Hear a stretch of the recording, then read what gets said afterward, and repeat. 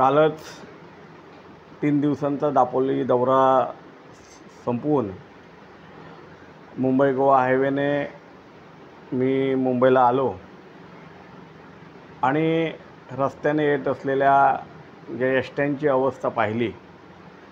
मध्यंतरी बऱ्याच वेळा आपण एस टीविषयी आवाज उठवलेला आहे आणि काल जी एसट्यांची अवस्था पाहिली खूप वाईट वाटलं।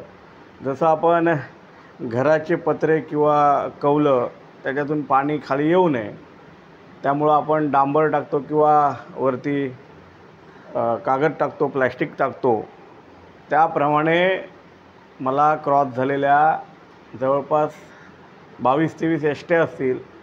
त्या प्रत्येक एसटीच्या वरचं जे छप्पर होतं ते असं पॅकिंग केलेलं होतं।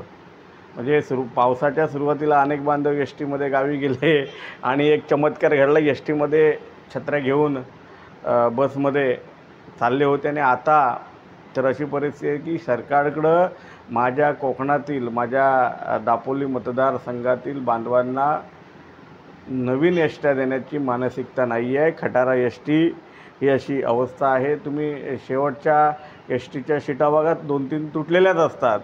आणि काल जे पाहिलं मला खरोखरच दुःख वाटलं।